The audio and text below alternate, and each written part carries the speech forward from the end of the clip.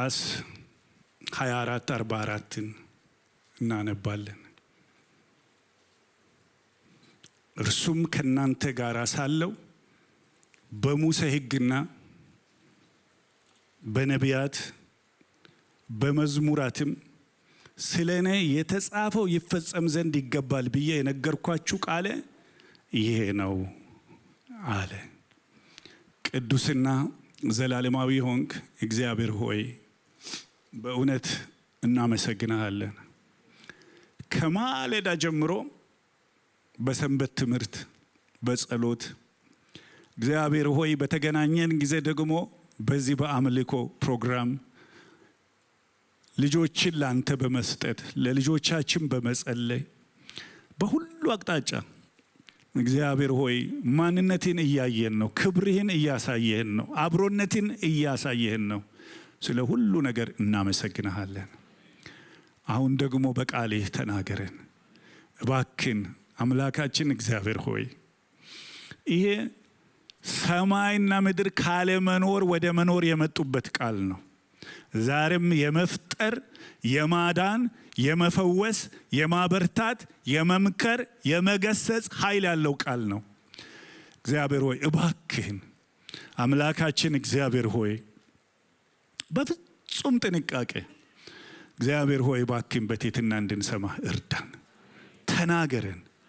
በጌታ በኢየሱስ ስም ልጆችሽ ከእግዚአብሔር የተማሩ ይሆናሉ፣ የልጆችም ሰላም ብዙ ይሆናል ተብሎ እንደተጻፈ ከአንተ ከመስማታችን የተነሳ ሰላማችን እንዲበዛ በረከት በሕዝብ ላይ እንዲሆን በጌታ ስም እጸልያለሁ። እኔንም እንድትረዳኝ አንድ ላይ እንድትናገረን በጌታ በኢየሱስ ስም ጸለይን። አሜን። እግዚአብሔር የተባረከ ይሁን። እንግዲህ መጽሐፍን በመደዳ እያየን ነው ያለነው እና አንድ ነው በቃ አርስታችን ኢየሱስን ማወቅ እና ኢየሱስን ማሳወቅ፣ ክርስቶስን ማወቅና ክርስቶስን ማሳወቅ። እንዴት ነው ሰው ክርስቶስን የሚያውቀው? በመጽሐፍት ነው። በየትኛው መጽሐፍ? በሁሉም ውስጥ በ66ቱ መጽሐፍ ውስጥ ኢየሱስ ክርስቶስ በግልጽ ይታያል እና ጌታ ኢየሱስ ክርስቶስ ራሱ እንደዚህ ብሎ ተናገረ። በጣም ለቆዘሙት የኤማውስ መንገደኞች ለሚባሉት ተስፋ ለቆረጡት ሶስተኛ ሰው ሆኖ ከነሱ ጋር ሆኖ ያነጋግራቸው ጀመረ። ለምንድን ነው ተስፋ የቆረጡት? መጽሐፍትን ስለረሱ ነው። በመጽሐፍት የተነገረውን የተስፋ ቃል ስለረሱ ነው። እኛስ ተስፋ አድርገን ነበረ። ይሄው ዛሬ ከሞተ ሶስተኛ ቀኑ ነው። አንዳንድ ደግሞ ሴቶች ተነስቷል ብለው ይነግሩናል። በመጽሐፍት የተጻፈውን አንድ ባን እርሱም ከነርሱ ጋር ሳለው በሙሴ ከናንተ ጋር ሳለው በሙሴ ሕግና በነቢያት በመዝሙር ሁሉ ስለኔ የተጻፈው ይፈጸም ዘንድ ይገባል ብዬ የነገርኳችሁ ቃል ይሄ ነው አላቸው ይላል። እግዚአብሔር የተባረከ ይሁን። ለምንድን ነው መጽሐፍ ቅዱሳችን የምንወደው? ይሄ የእግዚአብሔር የአምላካችን ቃል ነው። ክብር ለጌታ ይሁን። ኢየሱስን ለመውደድ ቃሉን ማንበብ ያስፈልገናል። ጌታን ለመውደድ ቃሉን ማንበብ ያስፈልገናል እና ከቃሉ ውጪ ልናውቀው አንችልም። እና ስለዚህ በጣም ኢምፖርታንት ነው። እንደምታዩት እንግዲህ በዚህ እግዚአብሔር ቃል ውስጥ ሕግጋት አለ፣ ታሪክ አለ፣ መዝሙር አለ፣ የትንቢት መጽሐፍት አሉ፣ ወንጌል አለ፣ ሐዋርያ ሥራ አለ፣ መልእክቶች አሉ፣ ራእይ አለ። ሁሉም ግን ስለምን ያሳየናል ካላችሁ ማዕከሉ ኢየሱስ ነው። እስቲ አንድ ላይ ኢየሱስ በሉ። በቃ ጌታ የተባረከ ይሁን። ሌላ የሚሰበክ ሌላ የሚነገር ማንም የለም፣ ኢየሱስ ብቻ ነው። በጣም ደስ ይለኛል። ይሄ በቸርቻችን እድሜ ልክ የተጻፈ ነው። ኢየሱስን ልናይ እንወዳለን። ወደ ቤተ ክርስቲያን ስንመጣ ሰዎችን ለማየት አይደለም ወገኖቼ ሆይ፣ ኢየሱስን ለማየት ነው የምንመጣው። እግዚአብሔር አገልጋዮችንም ይርዳን። አሜን። ኢየሱስን አሳይተን ሰዎች ኢየሱስን አየን ብለው እንዲሄዱ ማለት ነው። ስለዚህ ይሄ ኢየሱስ ክርስቶስ ማዕከለኛ ነው ማለት ነው። ሁለተኛ ደግሞ ዮሐንስ ወንጌል ምዕራፍ 5 ቁጥር 39 ላይ እናንተ በመጽሐፍት የዘላለም ሕይወት እንዳላችሁ ይመስላችኋል አለ ጌታ። እነሱን ትመረምራላችሁ መጽሐፍትን፣ እነርሱ እኮ ስለኔ ይመሰክራሉ አለ። ጌታ የተባረከ ይሁን። የትኛው መጽሐፍ? ሁሉም መጽሐፍ። አሁን ኢያሱ ነው ዋና አድርገን የምንወስደው፣ ኢያሱ መጽሐፍ ነው። የኢያሱ መጽሐፍ ስለ ኢየሱስ ነው የምናገረው። ሕግጋት ስለ ኢየሱስ ነው የምናገሩት። ትንቢት ስለ ኢየሱስ ክርስቶስ ምጽአት ነው የምናገረው። መጽሐፍት ሁሉ ስለ እኔና መጽሐፉን ይዛችሁ እኔን ለምን ረሳችሁኝ? ኢየሱስ ክርስቶስ በቤተልሔም ሲወለድ ሰብአ ሰገል የሚባሉ ሰዎች ከሩቅ አገር መጡ። ኮከቡን አይተን መጣን አሉ። መጽሐፍቱን ከፈቱና ይኸውላችሁ እነዚህ ጸሐፍት ፈሪሳውያን መጽሐፉን ከፍተው ትንቢቱ የሚለው ሚክያስ ምዕራፍ 5 ቁጥር 2 ላይ ቤተልሔም እንደሚወለድ ይናገራል አሉ። መጽሐፉን ይመረምራሉ፣ የመጽሐፉን ጌታ ግን አላወቁ። እግዚአብሔር ይርዳን። አሜን። እሺ ወደ ሶስተኛው ነዳ። እንግዲህ መጽሐፍት ሁሉ ካልን አሁን አንዳንዱ መጽሐፍ ነው ትኩረት የምናደርገው። አሁን የታሪክ መጽሐፍ ላይ ነው ያለ ነው። ስንት የታሪክ መጽሐፍ አለ? 12 የታሪክ መጽሐፍ፣ ሁሉም ደግሞ ስለ ኢየሱስ ነው የሚናገሩት። የመጀመሪያው የታሪክ መጽሐፍ እንግዲህ አሁን የምናየው ኢያሱ ነው። እግዚአብሔር ቢፈቅድ ብንኖር ደግሞ እንቀጥልና መሳፍንትን፣ ሩትን፣ ሳሙኤልን፣ ነገስትን፣ ዜናን፣ ዕዝራን፣ ነህምያን፣ አስተርን 12ቱንም እናያለን። እንግዲህ ሁሉም ስለማን ነው የምናገረው? አንድ ላይ እስቲ እግዚአብሔር የተባረከ ይሁን። ሁሉም ስለ ኢየሱስ ነው። አሁን ስለ ኢያሱ በምናይበት ጊዜ ኢያሱን በሶስት ከፍለን እንድናይ እፈልጋለሁ። አንደኛ ምዕራፍ 24 ነው ያለው። ወደ ተስፋይቷ ምድር መሻገር፣ ለተስፋይቷ ምድር መዋጋት፣ የተስፋይቷ ምድር መውረስ። በቃ ሶስት ከፍለን ብናይ በሶስት እሁዶች የምናየው። በሚቀጥለው ሳምንት እንግዳ አለን። ፓስተር ሄኖክ ከካንሳስ ይመጣል። ቅድም ማስታወቂያ ተነግሯል። አርብ ማታ ስለ ጸሎት ያገለግለናል። ቅዳሜ የጸሎት ስልጠና ይሰጠናል። እሁድ ደግሞ እግዚአብሔርን ቃል ያመጣልናል። ግን ስንመለስ ሁለተኛውን እናያለን ማለት ነው። ወደ ተስፋይቷ ምድር መሻገር፣ መዋጋት፣ መውረስ። መሻገር፣ መዋጋት እና መውረስ። ይሄን ቃል ሳዘጋጅ በእውነት ነው የምላችሁ፣ ድሮ ቢሆን የማያሳስበኝ ነገር እያሳሰበኝ መጣ። ድሮ መቼ እንደሆነ እንጃ፣ ድሮ ዛሬ 20 ዓመት ሊሆን ይችላል። ግን በአሁኑ ሰዓት የዓለም ፖለቲካ በጣም የተበላሸበት ጊዜ ነው። ቆይ ምኑን ነው የሚዋጉት እስራኤላውያን?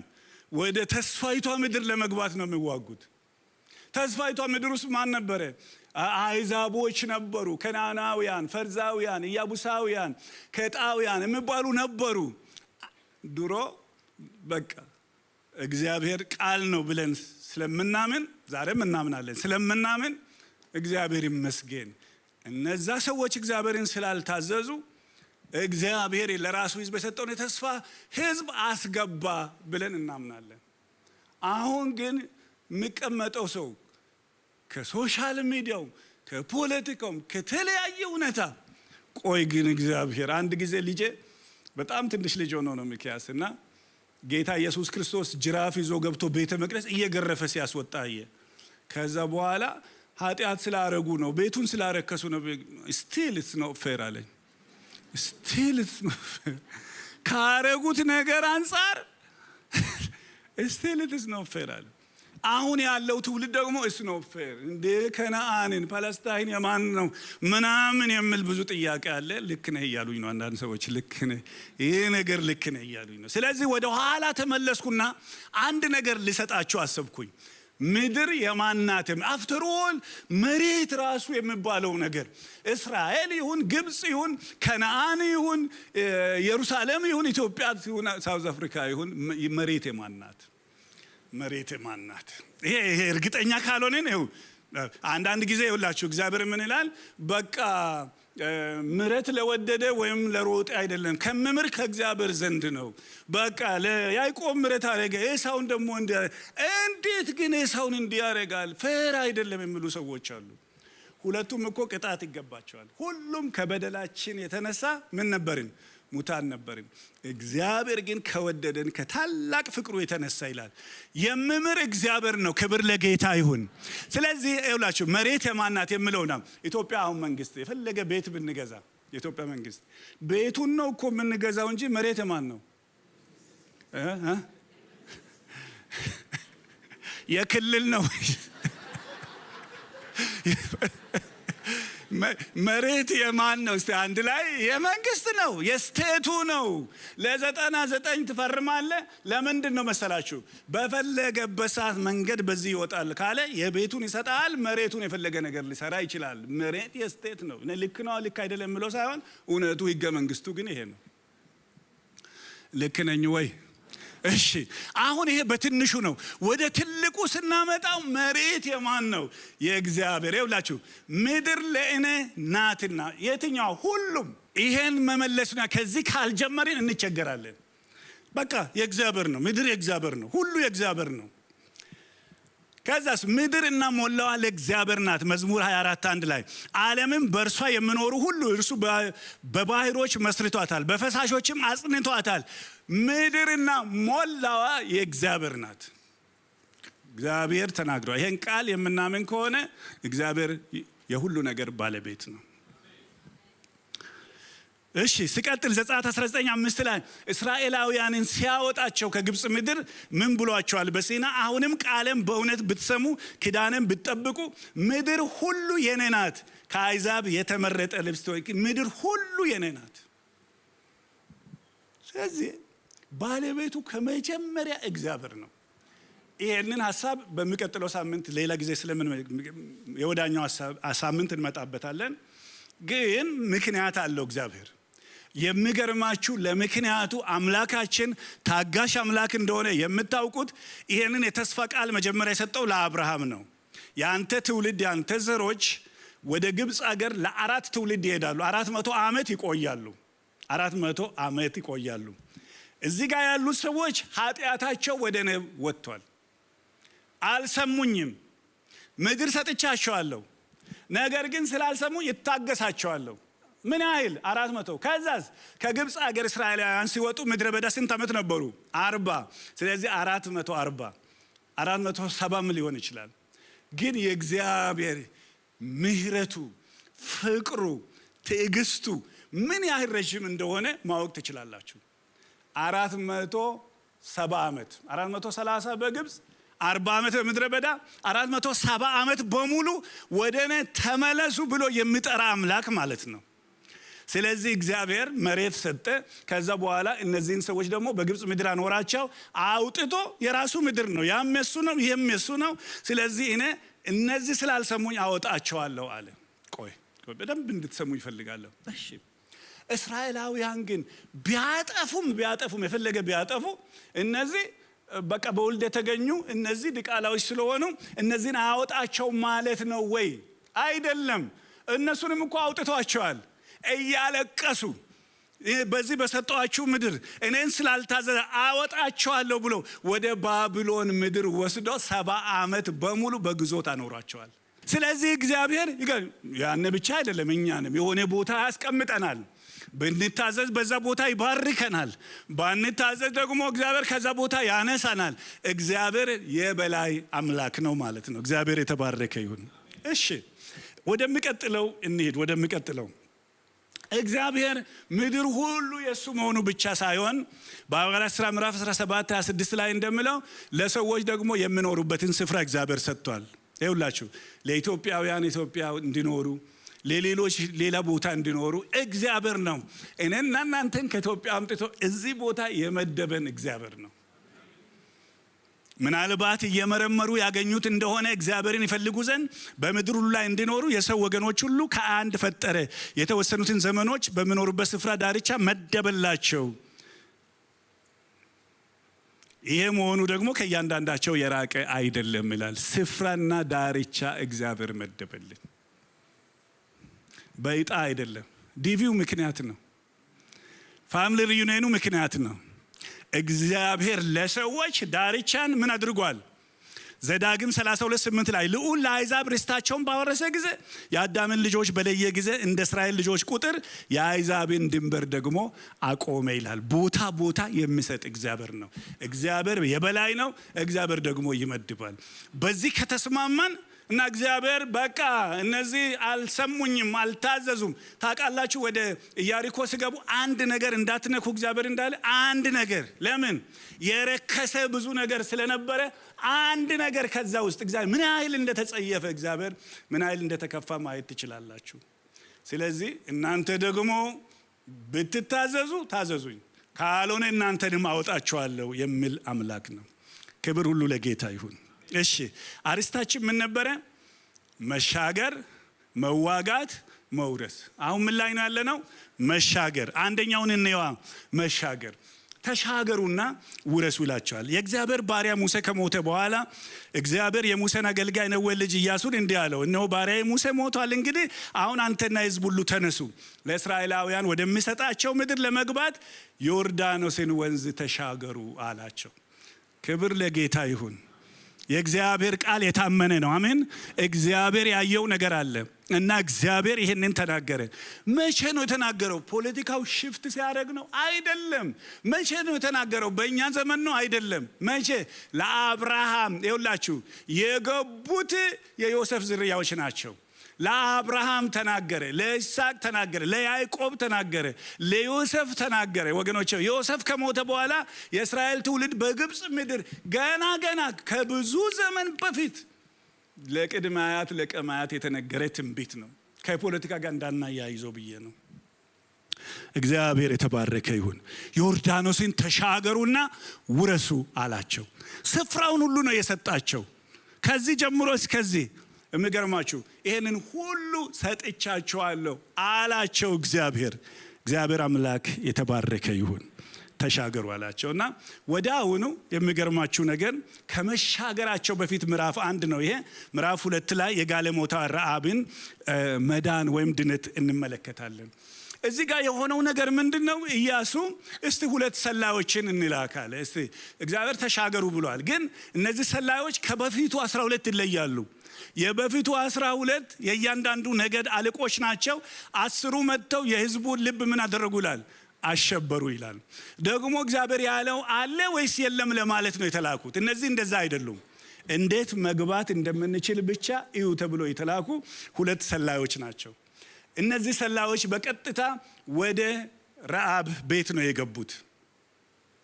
ቁጥር 2:1 ላይ የነዌ ልጅ ኢያሱ ሄዳችሁ ምድርቷን ኢያሪኮን እዩ ብሎ ከሰጥም 2 ሰላዮችን በስውር ላከ። ሄዱ፣ ረዓብ ወደሚሏት ጋለሞታ ቤት ገቡ፣ በዛም አደሩ። አንድ ነገር ባካችሁ ነን እዩኝ፣ በደንብ እንድትሰሙኝ ይፈልጋለሁ። እቺ ሴትዮ ሴት ናት። በሴትነትም በዛን ጊዜ ወንድ ሴት እኩል አልነበሩም። ሁለተኛ አሕዛብ ናት፣ እስራኤላዊ አይደለችም። ሶስተኛ ከአሕዛብም መካከል ይውላችሁ ጋለሞታ ናት። መጽሐፍ ቅዱስ ላይ ረዓብ ብቻዋን ተጠርታ አታውቅም። ጋለሞታ አይቷ ረዓብ እፊቱ አድጀክቲቭ ተጨምሮበታል። ከሌላው ረዓብ የምትለይ ጋለሞታ አይቷ ረዓብ።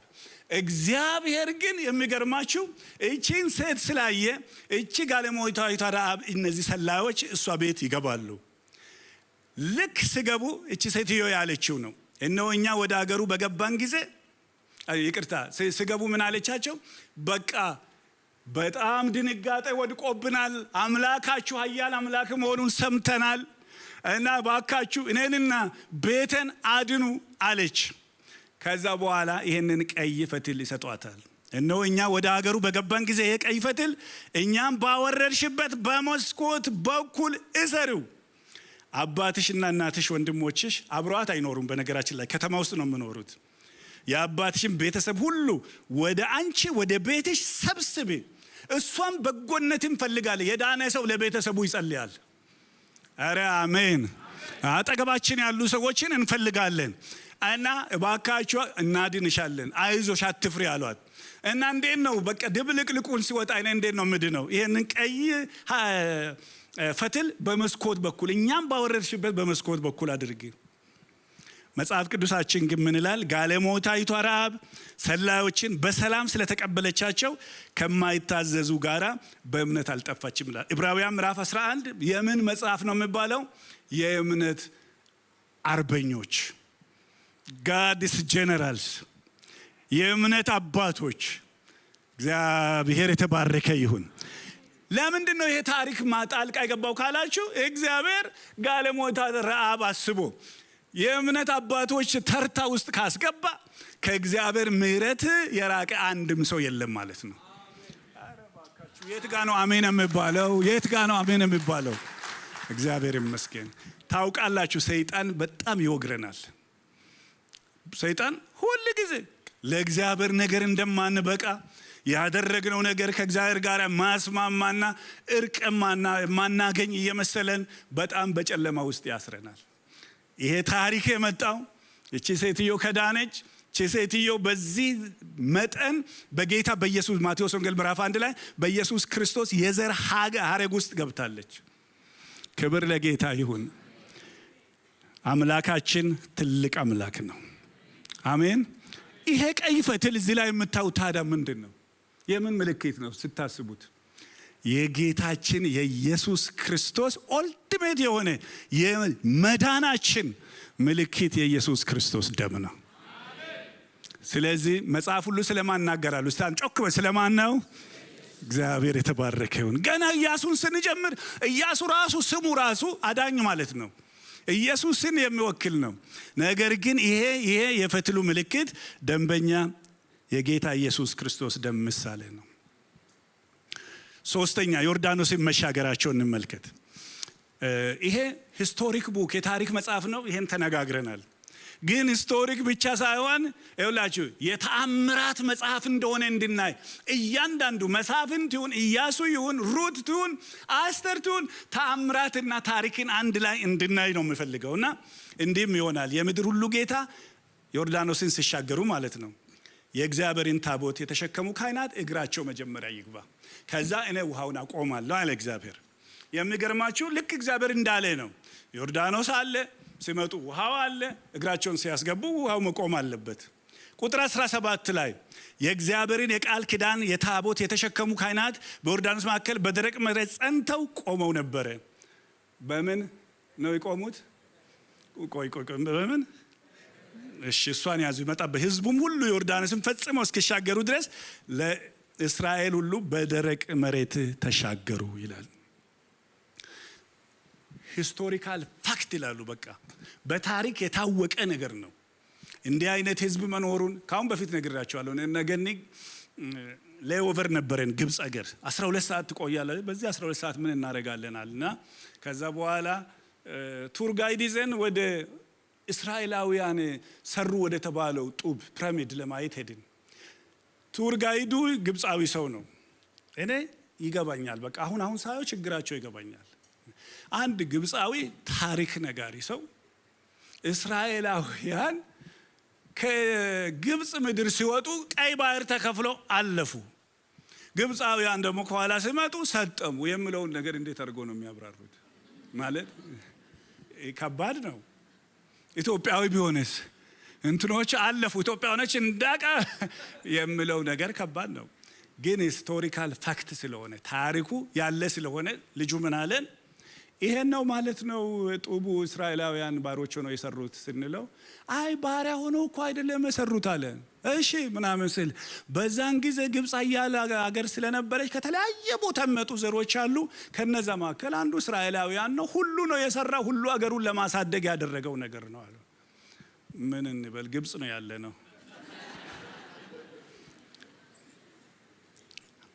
ግን ምን ልላችሁ ነው እባካችሁ ከሰማችሁኝ፣ ባለፈ ጊዜም ደግሜ ተናግሬያለሁ። የታሪክ መጽሐፍ ነው ሲባል ታሪክ ብቻ ሳይሆን ተአምር አለበት ማለት ነው። የኛም ህይወት ማለት ነው። እግዚአብሔር የተባረከ ይሁን። እስቲ ወደ ተአምሩ ልውሰዳችሁ፣ ወደሚቀጥለው ወደ ተአምሩ ልውሰዳችሁ። ታዲያ ተአምሩ የት ጋር ነው? አንደኛ ነገሮች የሆኑት እግዚአብሔር እንደተናገረ መሆናቸው። ይኸውላችሁ አንዱ ምንድነው እግዚአብሔር የተናገረው? ትመጣላችሁ፣ ኢንስትራክሽን ተሰጥቷቸዋል። ታቦቱና በሕዝቡ መካከል ያለው ርቀት ተነግሯቸዋል። ግን ትመጣላችሁ፣ እግራችሁን ዮርዳኖስ ውስጥ ስታረጉ ካህናት ሲያረጉ ይቆማሉ አለ። አንዱ ታምር ይሄ ነው። እግራቸውን ሲያረጉ ቆሙ። ሁለተኛው ታምራት የሆነው ዮርዳኖስ በደረቀ ጊዜ ውሃው በወረደ ጊዜ ሳይሆን በመከር ወራት ይሞላ እንደነበረ ዮርዳኖስ በሞላበት ጊዜ ነው። ሰው ያቋርጣል በማይባልበት ተአምሩ ይሄ ነው። ሰው ያቋርጣል። እናንተ ሰዎች በረከትን በላያችሁ ላይ አውጃለሁ። እግዚአብሔር ዮርዳኖስን የሚመስል ትልቅ ነገር በፊታችሁ ቢኖር ይከፍለዋል። ይችላል። በቃ ይችላል። ስለዚህ ከህይወታችን ተአምርን እንዳንለይ ብዬ ነው። ሶስተኛ የሚገርመው ተአምሩ ሁሉም እስኪያልፉ ድረስ ለሙሉ ቀን ሙሉ ቀንም ብለው ነኝ የጨመርኩበት 9 ሰዓት ሊሆን ይችላል አላውቅም። ግን 2 ሚሊዮን ሰው እስኪያልፍ ድረስ አስቡ። በጠባብ መንገድ 2 ሚሊዮን ሰው እስኪያልፍ ሙሉ ቀን ሊሆን ይችላል። ውሃው ብድግ ብሎ እንደ ግድግዳ ቆመ።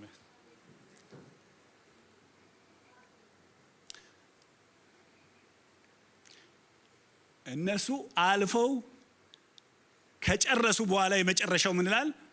ውሃው እንደተሻገሩ ወደ ስፍራው ተመለሰ ይላል። አንደኛው ደግሞ ምን ይላል? ቅድም የጀመርኩት እስራኤላውያን የተራመዱት በደረቅ ነው ይላል። እንዳይንሸራተቱ እንኳን ገባችሁ? ውሃው መድረቁ ምን ማስያዝ በቃ ጭቃ ሆኖ አይደለም፣ ዝም ብሎ ዝቅ ብሎ አይደለም። በደረቅ እግዚአብሔር ስላደረቀው በደረቁ ተሻገሩ ይላል። ልንገራችሁ፣ ዮርዳኖስ ስንት ጊዜ ነው የተከፈለው? ስንት ጊዜ ነው የተከፈለው? ለእስራኤል ሕዝብ ይሄን ያህል ተከፈለ። የሚገርማችሁ ለኤልያስ ኤልሳና ኤልያስ አብሮ እያሉ ዮርዳኖስ ተከፍሎላቸው ኤልያስ አልፏል። ብቻውን ኤልሳ ሲመለስ እንደገና ዮርዳኖስ ሞልቷል። ምን አለ? ያንን መጎናጸፊያ ይዞ የኤልያስ አምላክ አንተ አትለወጥም፣ እባክን አለህ ወይ? የኤልያስ አምላክ ወዴት ነህ አለና ዮርዳኖስን በያዘው መጎናጸፊያ መታው። ውሃው ምን ሆነ ይላል? ተከፈለ ይላል። እግዚአብሔር የተባረከ ይሁን። ዛሬም ይከፍለዋል። እግዚአብሔር ዛሬም ይከፍለዋል። እንደው እግዚአብሔር እንደሌለ ተአምራት እንደቀሩ ብቻችን እንደምንኖር ሳይሆን የምናስበው በህይወታችን ውስጥ እግዚአብሔር ጣልቃ ይገባል። ክብር ሁሉ ለጌታ ይሁን። ሃሌሉያ። የሚገርማችሁ ዮርዳኖስን ከተሻገሩ በኋላ ተሻገሩ አይደለ? ከዛ በኋላ ወደ ተስፋይቷ ምድር ገብተዋል። አሁን መሻገር። ከዛ በኋላ ምን ነበር ያልነው? መዋጋት፣ ከዛ መውረስ። እስቲ ጮክ በሉ። መሻገር፣ ከዛ መዋጋት፣ ከዛ ግን ተሻግረው የሚገርማችሁ አልተዋጉ። ገና ነው እሱ። ምዕራፍ 6 ላይ ነው መጣው እሱ። አሁን ከተሻገሩ በኋላ እግዚአብሔር ትእዛዝ ይሰጣቸዋል። እነዚህን ትእዛዛትን ነው ማሳያችሁ። የሚቀጥለው ስላይድ። ከተሻገሩ በኋላ የመታሰቢያ ምልክት እንዲያኖሩ፣ የግርዘት ክዳን እንዲያድሱ፣ የፋሲካ ክዳን እንዲያድሱ፣ ከዛ በኋላ የተልእኮ ታድሶ እንዲያደርጉ አደረጋቸው። ይህንን ቶሎ ብዬ ባልናገር ሐሳቡ ይከፋፈልብኛል። በአጭሩ ለመጨረስ እሞክራለሁ። የመታሰቢያ ምልክት አላነበውም። ሁሉን ታሪኩን ታውቁታላችሁ። እግዚአብሔር ምን አላቸው?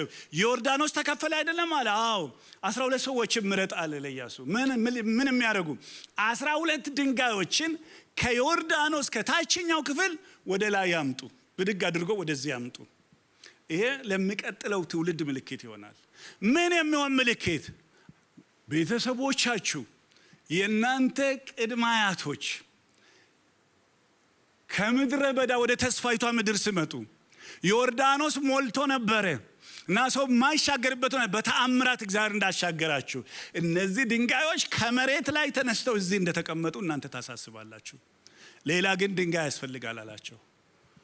ውጪ ያሉትን ድንጋይ አምጥታችሁ ደግሞ ውስጥ አድርጉ። በደረቅ መሬት ላይ ደግሞ ሌላ ድንጋይ እንዳደረጋችሁ ትነግራላችሁ። እዚህ ጋር ታላችሁ። ይህንንም በመካከላችሁ ምልክት ይሆናል። ልጆቻችሁ በሚመጣው ዘመን የነዚህ ድንጋዮች ነገር ምንድን ነው ብሎ ሲጠይቋችሁ ይሄ እግዚአብሔር ያደረገው ነው ትላላችሁ።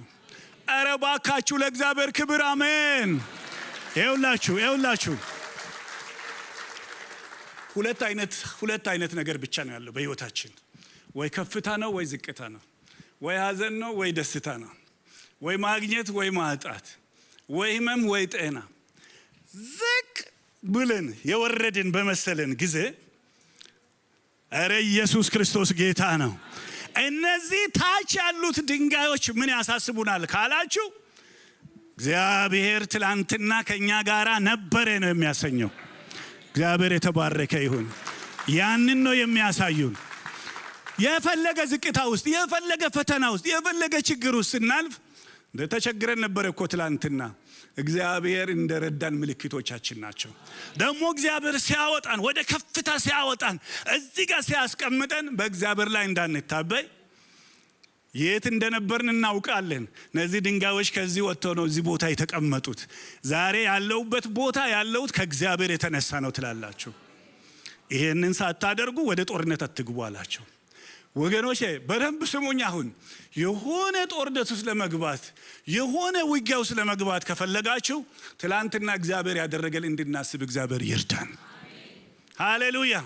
ዳዊት ትችለዋለህ ወይ ጎልያድን ሲባል እኔ ባሪያ ከዚህ በፊት በጎችን ይጠብቅ ነበር፣ ደግሞ አንበሳና ድብ ይመጣ ነበር፣ እኔም ደግሞ ከነሱ ጋር እታገለም ከአፋቸው አስጥላቸው ነበር፣ በፍጹም ሊጎዱኝ አልቻሉም። ይሄ ደግሞ ያልተገረዘ ፍልስጤማዊ ምንም ሊያደርገኝ አልቻለም። እግዚአብሔር ከኔ ጋር ይሆናልና ልቀቀኝ ልሂድ አለ። እግዚአብሔር እስቲ ለጌታ ክብርን አምጡ። እግዚአብሔር የተባረከ ይሁን። ሃሌሉያ። በእውነት ነው የምላችሁ፣ ትንቢት አይደለም፣ እውነት ነው። እዚህ ቁጭ ያለ በሙሉ የእግዚአብሔር አሻራ ያለበት ህዝብ ነው። ክብር ለኢየሱስ ይሁን። በቃ እግዚአብሔር በቃ ደከመው እና እግዚአብሔር ሰለቸው፣ እግዚአብሔር ከዚህ በኋላ አልቀጥልም አለ። አይደለም። እግዚአብሔር ታማኝ ነው። እግዚአብሔር ሁል ጊዜ ይመራሃል፣ ሁል ጊዜ ይመራሻል። ነፍስህንም በመልካም ነገር ያጠግበዋል። ስለዚህ ይሄን ሳታደርጉ ወደ ጦርነት አትሄዱ አላቸው። እሺ አሉ፣ አደረጉ፣ ድንጋይ አደረጉ። ከዛ የሚቀጥለው ነገር ምንድነው? ከዛ አሁን የሚቀራችሁ የግርዘት ስርዓት ነው አሉ። ይሄ ዘፍጥረት ምዕራፍ 17 ላይ እግዚአብሔር ለአብርሃም የሰጠው ትእዛዝ ነው። የሚገርማችሁ የእግዚአብሔር የሆነ ሰው በሙሉ ይገረዛል። አሁን ግን ላለፉት 40 ዓመታት አልተገረዙም እነዚህ ሰዎች። አይገርማችሁም? አልተገረዙም። በዛን ጊዜ እግዚአብሔር ኢያሱን የባልጩት መቁረጫ ሰርተ የእስራኤል ልጆች ሁለተኛ ጊዜ አሁን ግረዛቸው አለ። በቃ 40 ዓመት የሞላቸው ለጦርነት የተዘጋጁ እንደው የጠላት ቴሪቶሪ ውስጥ ያሉ እነዛ ቢመጡባቸው ሊጨርሷቸው በሚችሉ ሁኔታ እኔ ሰልፉን እረከባለሁ፣ አንተ ብቻ ግረዛቸው አለ። የሚገርማችሁ በገልገላ እነዚህ ሰዎች ተገረዙ። እኔና እናንተ ወገኖች ወደ ውጊያ ለመግባት ትላንት ጌታ አረገልን ማሰብ አለብን። ይሄ ብቻ ደግሞ አይደለም፣ ህይወታችን ለእግዚአብሔር ክብር መቀደስ አለበት። የስጋን ሰውነት በመግፈፍ በክርስቶስ መገረዝ፣ በእጅ ባልተደረገ መገረዝ በእርሱ ሆናችሁ ደግሞ ተገረዛችሁላል። የኛ የስጋ መገረዝ ሳይሆን የልብ መገረዝ ወገኖቼ፣ ለእግዚአብሔር መቀደስ። እግዚአብሔር ሆይ እኔና አንተ የተላለፍንበት አንተን ያሳዝ በቤተ ምን አለ ብለን ለእግዚአብሔር ክብር መቀደስ፣ ለእግዚአብሔር ኮንስክሬትድ መሆን አለብን። ኢየሱስ ጌታ ነው። ይሄ ቅድስና ሲያገኘን፣ የእግዚአብሔር ክብር ሲያገኘን ወገኖቼ ሆይ እኛ ምንም ነገር ሳናደርግ ተረር ይመጣባቸዋል ጠላት ላይ።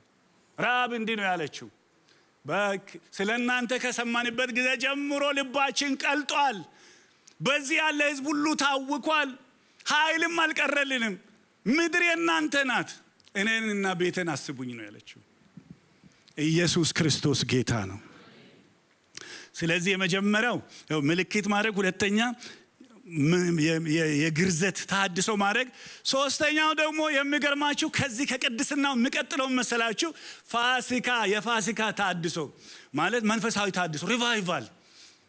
እኔ አንድ ነገር ልንገራችሁ፣ ከተቀደሰ ለእግዚአብሔር ከተለየ ኦልሬዲ ሪቫይቫል አለ። ይሄም ማንበብ አለብኝ። ተመልከቱ፣ የእስራኤል ልጆች በገልገላ ሰፈሩ ከወሩም በ14ኛው ቀን። ይሄ እንግዲህ ፋሲካ ማለት ይኸውላችሁ ከግብፅ ከወጡ ከ14ኛው እግዚአብሔር ከግብፅ እነሱን አወጣቸው። ያወጣው በምንድን ነው? እያንዳንዱ እስራኤላዊ የፋሲካ በግ በማዘጋጀት ነው። ያንን ደግሞ በየዓመቱ እንዲያደርጉ ነው እግዚአብሔር ያዘዛቸው። እስካሁን ድረስ ከወጡ በየዓመቱ እየሰማችሁኝ ነው? ሰዓቱን እያየው ትንሽ በየዓመቱ እንዲያደርጉ የታዘዙት ፋሲካ በ40 ዓመት ውስጥ ሁለት ነው ያደረጉት። አንድ ከግብፅ ሲወጡ አደረጉ፣ በፈቃዳቸው ሳይሆን በቃ የመዳናቸው መንገድ ይሄ ነው። ሁለተኛ በሲና ተራራ አደረጉ። ከዛ ውጭ ግን ላለፉት 38 ዓመት አንድም ቀን አላደረጉ። ህይወት ሲጎድል ፋሲካ ይረሳል። መንፈሳዊ ነገር ሲመጣ ፋሲካ ደግሞ ይቀጥላል። እየሰማችሁኝ ነው? ተመልከቱ፣ አሁን ለጦርነት ሲዘጋጁ ማለት ነው።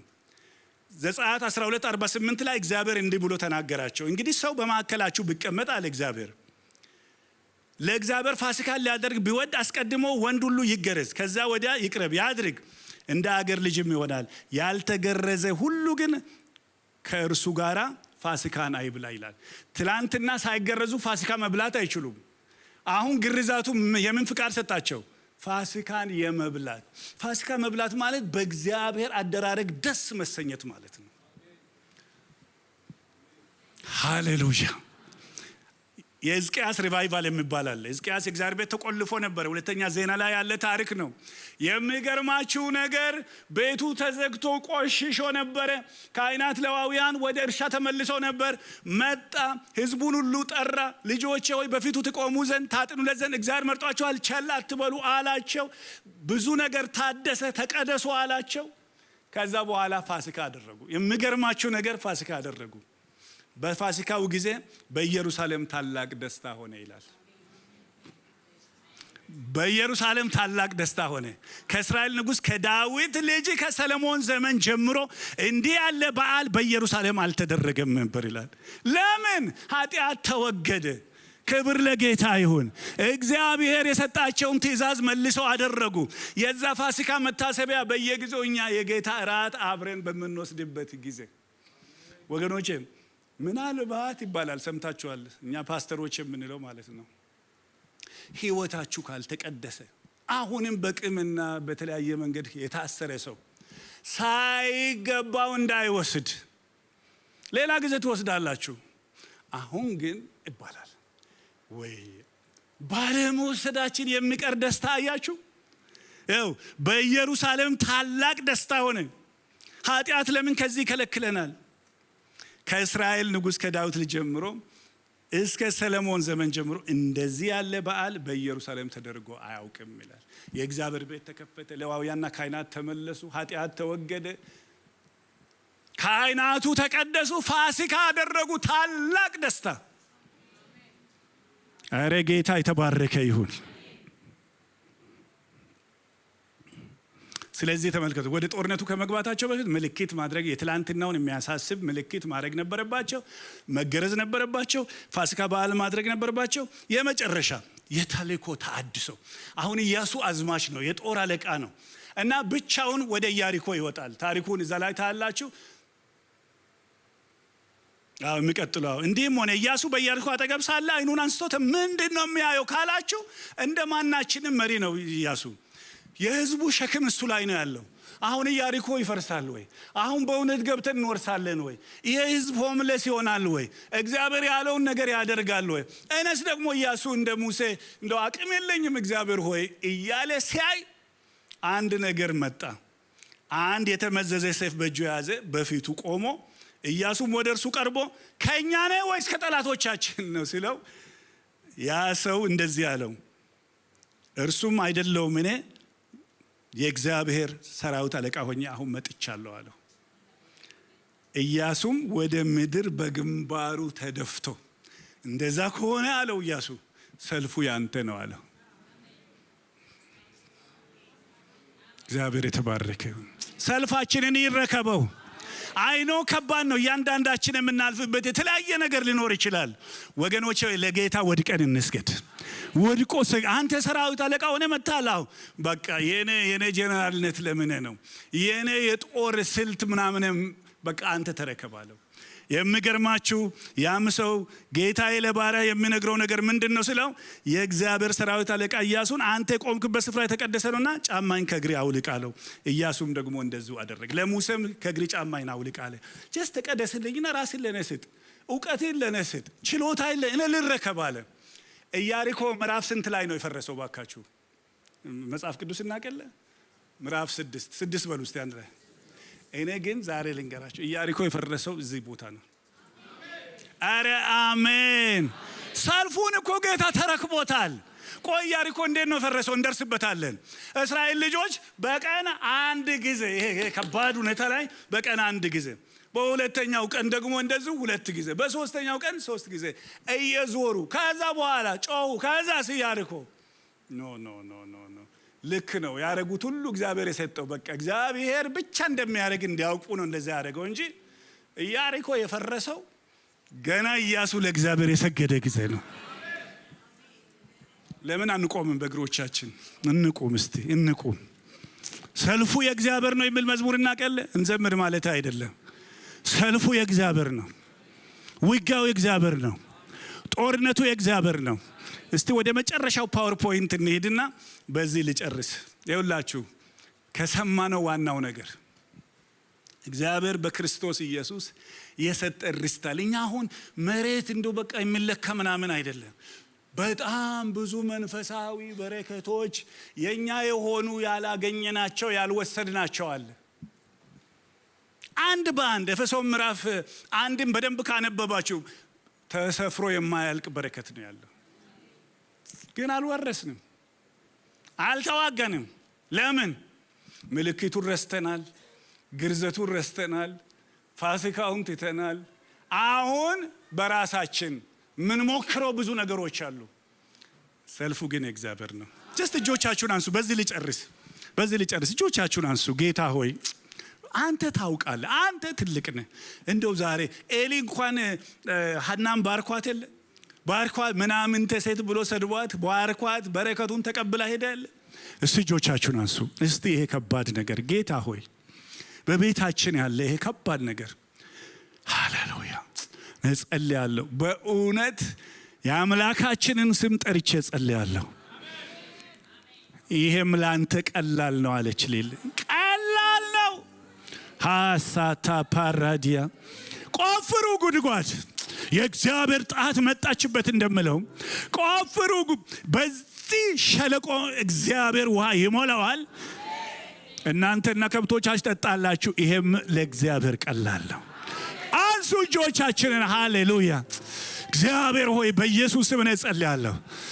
ጌታ እግዚአብሔር ሆይ ስሜን እጠራለሁ። እንደዚህ እንደ ዮርዳኖስ ጌታ እግዚአብሔር ሆይ የሞላ አላሳልፍ ያለ 2025 2026 አላሳልፍ ያለ በየወሩ በየሳምንቱ በየቀኑ በፊታችን የተደቀነ የትኛውም አይነት ጌታ ሆይ ተግዳሮት እጆቻችንን ወደ አንተ አንስተናል። አቤቱ እግዚአብሔር ሆይ ከክብር የተነሳ የተከፈለ ይሆን በኢየሱስ ስም። የብረት መዝጊያው አውቆ ይከፈት። የናስ መወረወራ አውቆ ይቆረጥ። እግዚአብሔር ሆይ ተአምራት ዛሬም አለ። ሃሌሉያ። ተአምራት ዛሬም አለ። እግዚአብሔር ይሰራል። አባቴ ይሰራል፣ እኔም እሰራለሁ ያልክ እግዚአብሔር በኢየሱስ ስም አቤት። ይልቁን ሰው መስመሩን የዘጋ ይሄ ነው አለመገረዝ፣ የአንደበት ግርዛት፣ የአእምሮ ግርዛት። ሃው ጌታ እግዚአብሔር ሆይ እባክህን ጌታ ሆይ መንፈሳዊ ነገር እንዳንራብ እንዳንጠማ ያደረገን ከልካይ መንፈስ በኢየሱስ ስምና ስልጣን የተመታ ይሆን። ሁላችንም እንድታነቃን ጸልያለሁ። የዘላለም አምላክ እግዚአብሔር አንተ ካለ ሁሉ ቀላል ነው። ለእግዚአብሔር የምሳን ምንም ነገር የለም። በኢየሱስ ስም ለአብርሃም እኔ ኤልሻዳይ ነኝ ብለህ በዚህ ትልቅ ስም እንደተገለጽ እግዚአብሔር ሆይ በስሜ አንተ ተገለጽ። ክብር ሁሉ ላንተ ይሁን። ከፍ እናደርጋለን። ስሜ የተባረከ ይሁን። በኢየሱስም በኑራችን መሻገር ይሁንልን። መሻገር ይሁን። ሃሌሉያ። በመንፈሳዊ ሕይወታችን መሻገር ይሁንልን። ወደማናውቀው ወደ ተለየ ወደ ከበረ አንተ ወደ ምትሰራበት ልዩ ተሪተሪ እንድታስገባን ጸልያለሁ። በቃል ሕይወታችን በጸሎት ሕይወታችን ሁሉ አንተ ብድግ አድርገን። ክብር ሁሉ ላንተ ይሁን። ከፍ እናደርግሃለን በኢየሱስ ክርስቶስ ጌታችን ስም። እስቲ ክብርን ለጌታ አምጡ አንድ ላይ ሃሌሉያ።